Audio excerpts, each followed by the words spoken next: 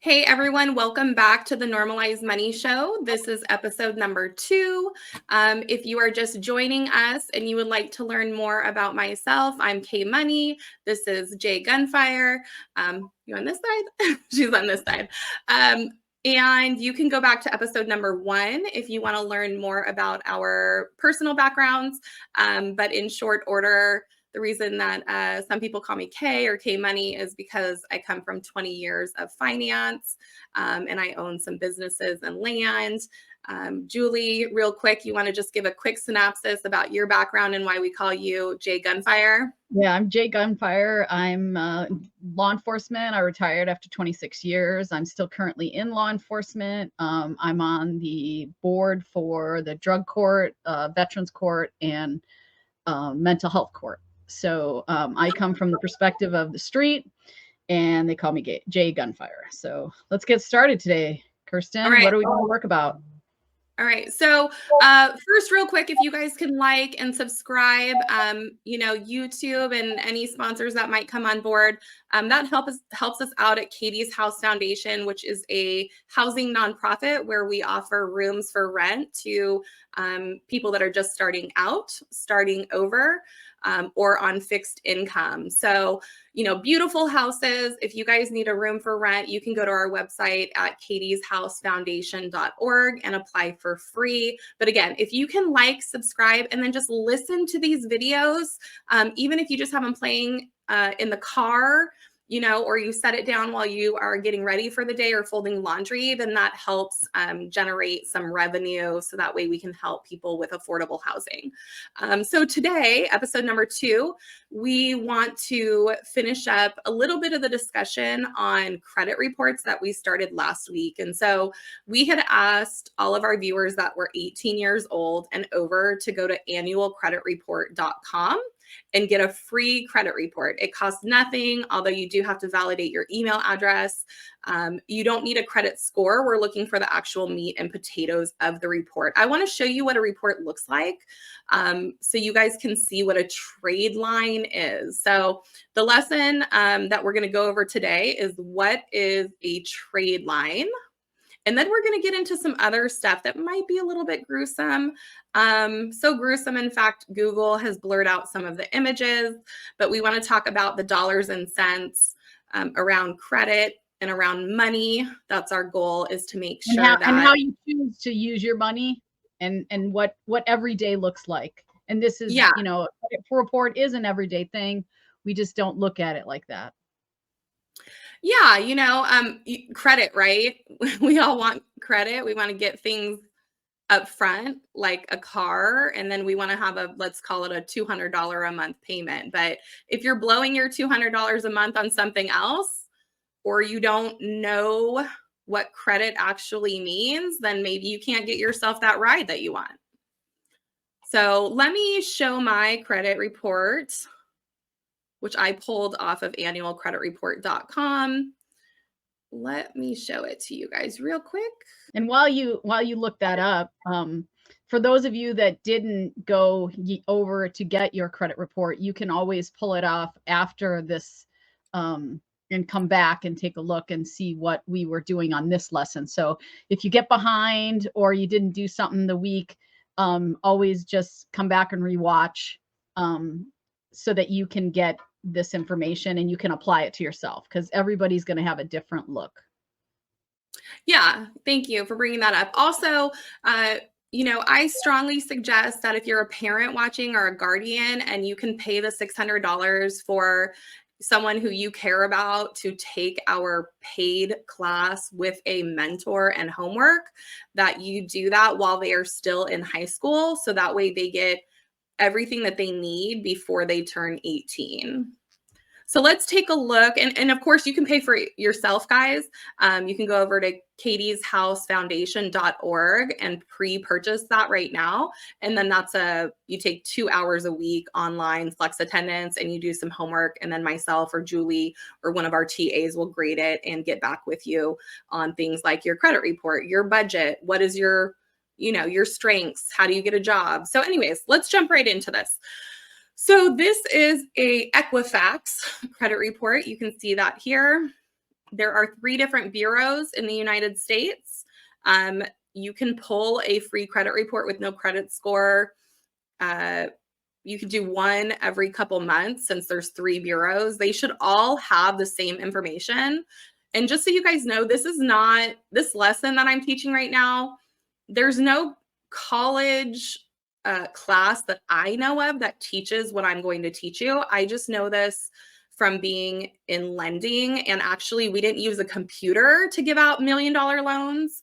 We had to look at this and be the computer and decide if we wanted to give you money. And so they still do that, don't they? They still do look manually at it, but not always. They will sometimes have it automated, but I would say on some of their decisions, it kicks it back and has somebody actually look through it too.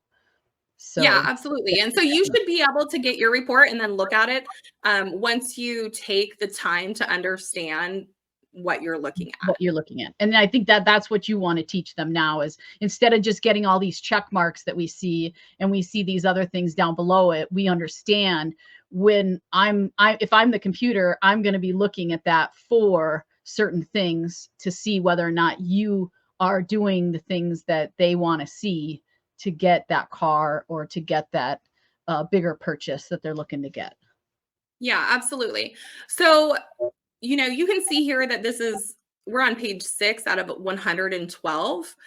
Most of the pages inside of a credit report are going to be your name, your date of birth, a whole bunch of information on who gave you credit and how you can contact them in case there's something that's not accurate. We will get into how to dispute something on your credit report later because it's really important, but you also can't leave an open dispute because if you have more than 2 open disputes, then your credit score is not accurate and a bank in most cases is going to reject your application just due to the lack of accuracy. Not even because you have a bad credit score or bad credit, but if you have 2 disputes open, they'll just say, sorry, I don't know what's accurate or not. So also at some point, Kirsten, and on another episode, when we talk about that, and we talk about disputes, I want to talk about some of the things that these age groups really, when they start out, need to do right away to keep those scores and those information accurate on their report, and don't do these certain things, but that's for later. So go ahead. Yeah, definitely. We should cover, everything from A to Z. It might take subscribe and keep watching. Get those tips. Yeah, subscribe again, because this is not stuff that people are going to teach. Generally speaking, I mean, a lawyer is not pulling your credit. A banker who's pulling your credit, actually, they can't even give you a copy in most states. They're prohibited from giving out this information. I'm not sure why, but this is why you have to go pull your own report. And then you have to look at it and say, what am I looking at here? Page number 1 is going to be my name and a few things. And let's get now into what a trade line is. So a trade line would be what we're looking at right here, which is basically, this is a credit card. It tells me right here, loan type, credit card. It says my date of last activity is April 2023. So I haven't used this card in a few months. My balance is 0. I have to pay for it monthly because that's my terms. My credit limit is $5,500 and my high credit is $49.44. So the highest I've ever been is $49.44, which is underneath the limit. It says that it's an individual account. So that means that it belongs to me. Now, it could be a joint account with my friend, my mother, my business partner. It could also be where it's a non-obligatory account where like my mother or father or guardian took out a credit card and then they assigned me a card. And in that case, it's an assigned card. And that actually, it's not really my trade line.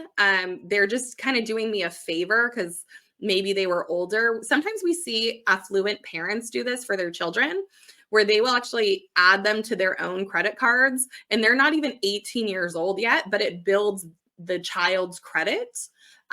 Although even though it does build their credit score and it shows up on their credit, if somebody were to look here at the owner, they would know that's not actually their credit because they're not responsible to make that payment. But somebody else is basically co-signing for them. This is a revolving account.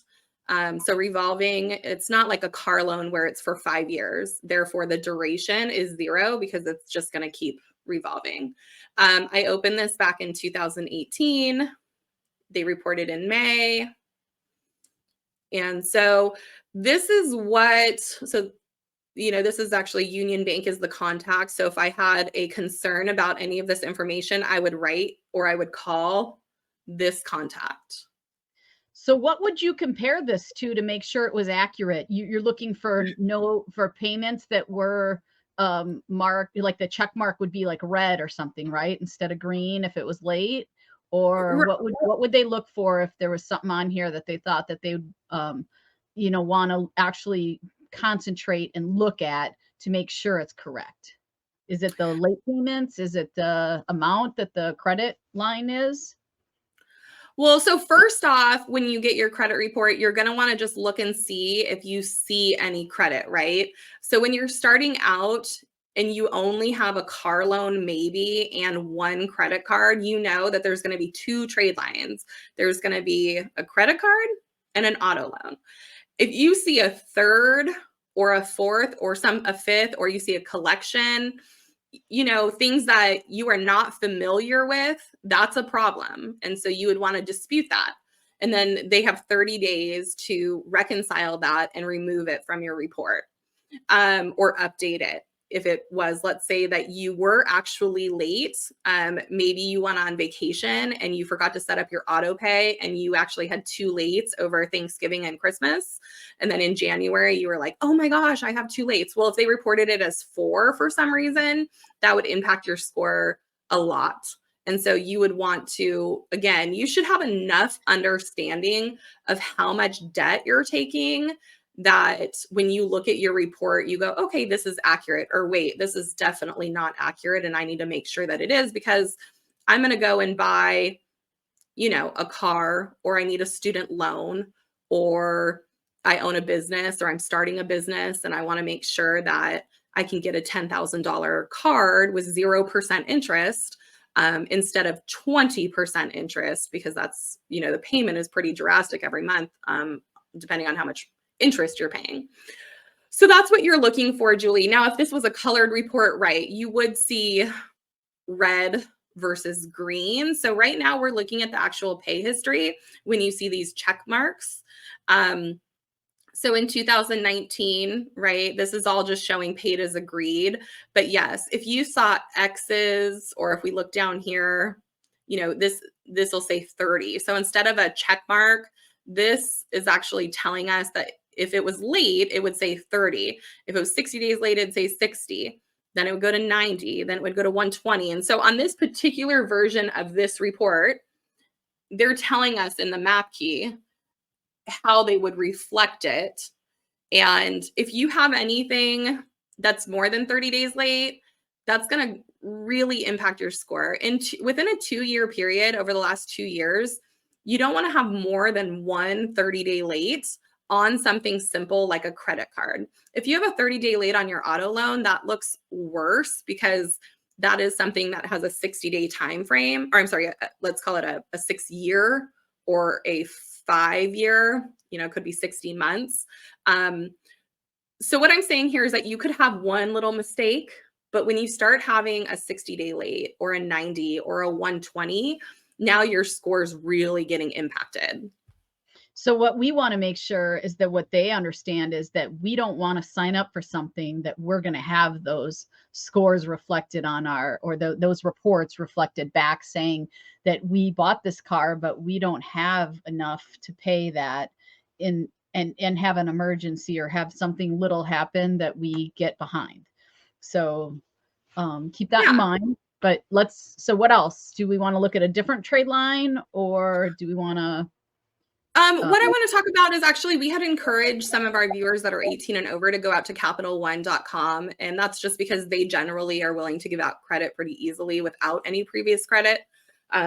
Excuse me. And we had said for you to apply for your first credit card because people should have 3 trade lines at all times.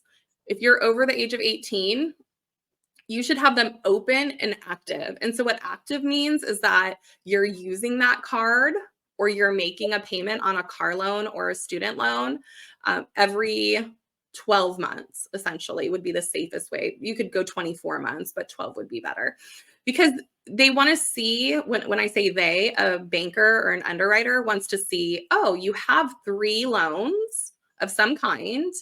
And not only do you have them, but you're using them and you're paying them back. And so we know that you can manage your credit versus if you just open them and you do nothing with them, then that doesn't actually do much to show that you can manage it. Now, let's say that you did go get a credit line from Capital One or another credit card company last week. What you want to do, the tip for today would be to make sure that you don't go over 30%. So if they give you a $300 credit limit right here, and they would tell you when they approved you, your credit limit is $300, you would never want to go over $100. Now, if you did, no problem, no big deal. Just make sure that you pay it down right away. So if you can pay it off in full every month, that's great. Make sure you pay it on time, of course, or a few days early. Set it up on auto pay so it's not late, and do that with the creditor themselves through their website. But essentially, make sure you keep your balance less than 30% of what the maximum is. So that way your credit score is always in the best shape that it can be for that particular trade line. So Julie, that's what I have on credit reports and the tip for today. Do you have anything before we jump into talking about vaping and the money and the potential dangers around that and some stuff? I just want to encourage everyone right now that we're starting simple, but we want you to subscribe. We want you to follow us and keep watching these, because not only is Kirsten going to give little lessons on what bankers look at, I actually too am going to give some of those tips out for how to be a little bit better in the eyes of the creditors in simple senses that have to do with your name, have to do with your addresses, have to do with your identity, and coming from law enforcement and identity theft. So that's something we're going to wrap into some of these episodes today. So my tip of the day is that when you go to apply for these credit cards, that you look at your social security card and you put the name that's on your social security card. Because if your identity on your social security card and then this credit, so if my name is Susie Ann and I go and I just apply under Susie, instead of Susie Ann, my social security card says Susie Ann, then I'm going to have 2 different names on my credit report. So if you're going to get a credit card, make sure you look and see what's on your social security card and keep it consistent with what's on there. That's my tip of the day. I agree completely.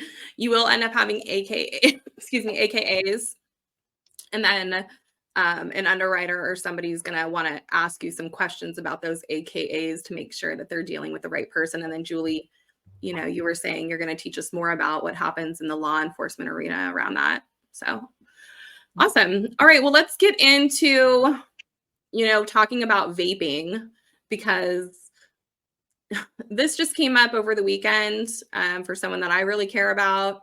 And, I want to talk about the money involved with vaping. So Julie, do you have some numbers about how much does it cost to vape and how much people are vaping that you see out on the street or you're familiar with?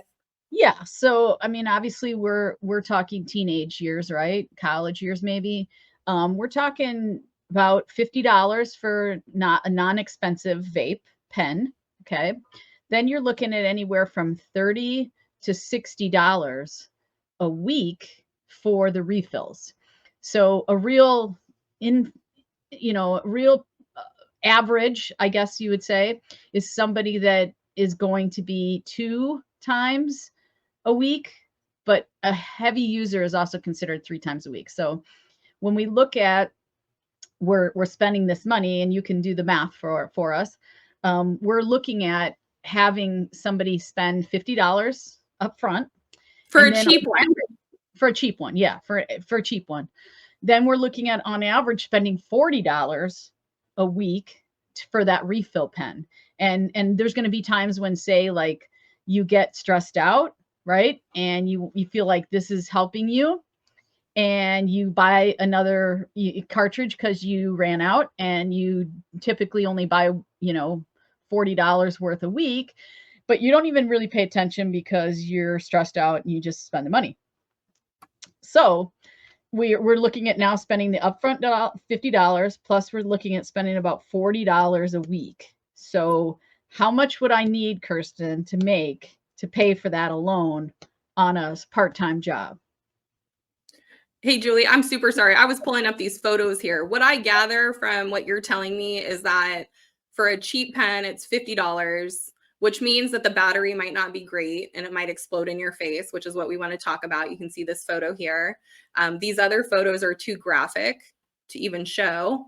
And then I heard you say that it's on average $40 a week to refill that. So just to get yourself going, you're looking at $90 for the week. Is that right? That would be correct. And then you picked up a new habit to do this because I guess maybe other people are doing it, or it's some kind of a vice.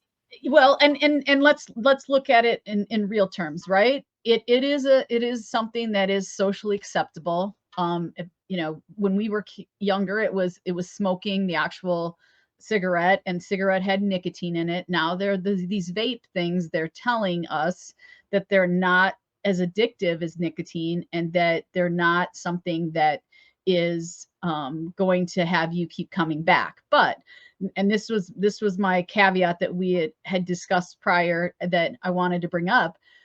The only thing that this vape thing is making you do, it's making you take deep breaths, and it's making you slow yourself down.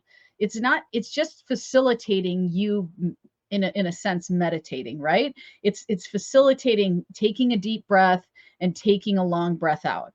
And that's where I just want to point out that what are you really using it? What are you really getting out of it? And that you're really teaching yourself to do meditation, but in a bad way. And Kirsten was just talking about some of these pens that, obviously you don't have a lot of money to start out with, so you buy a cheap one. And what does the cheap one do? The cheap one doesn't always work properly. And, in my line of work, obviously I go to ambulance calls, and I go to places where people are hurt. And these are the kind of things, they either explode in your pocket, they explode in your mouth.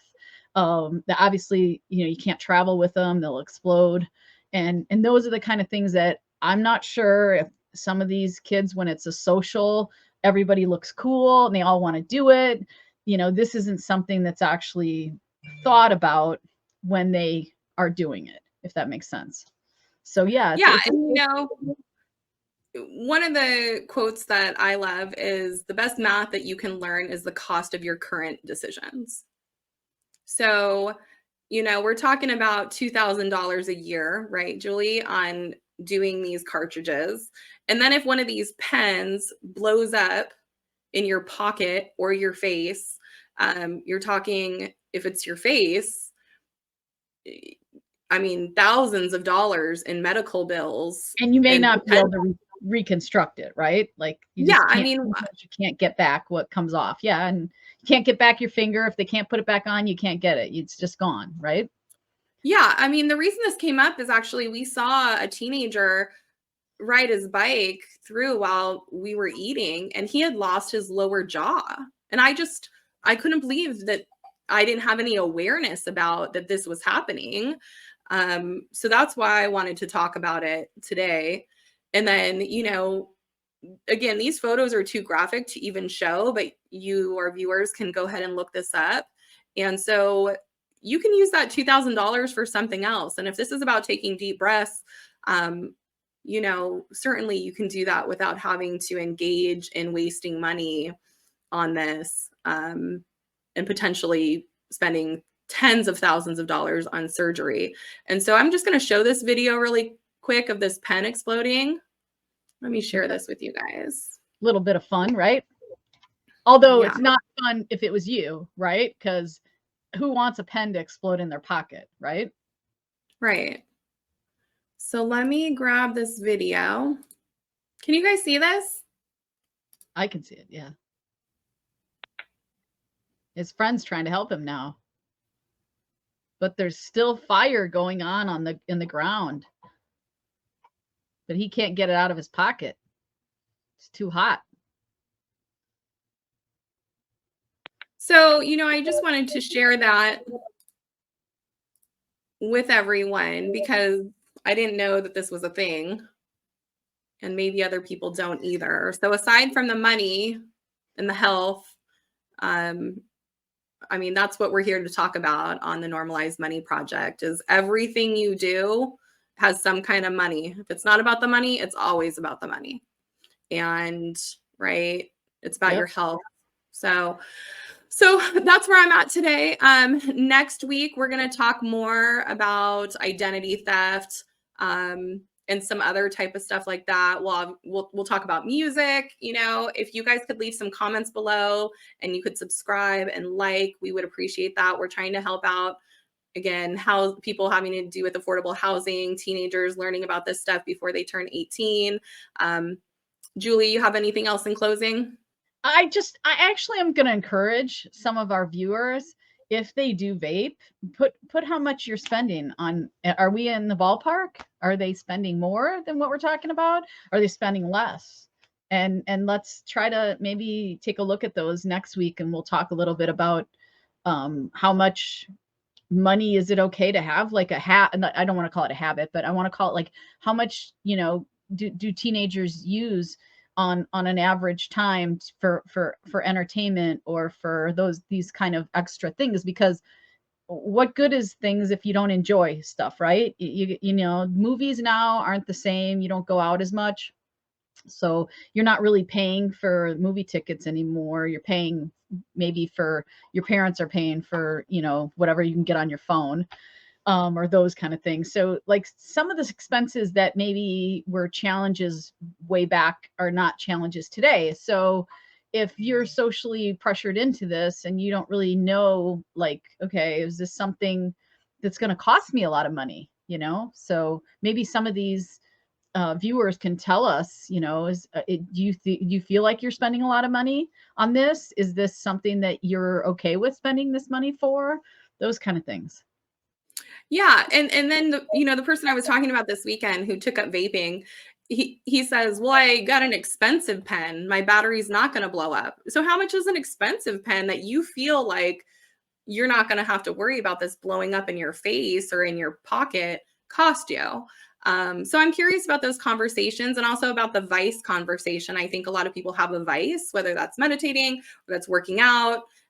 Maybe some of the teenagers can share with us what they do instead of vaping when there's some social anxiety or social pressure in high school. So, all right, Julie. Well, thank you for joining us, Julie, and everyone out there in YouTube land or on any other social. You can find us on social, or you can check us out at katiesHouseFoundation.org if you want to make a donation, or in lieu of a donation, you can just subscribe and let this video play and listen to it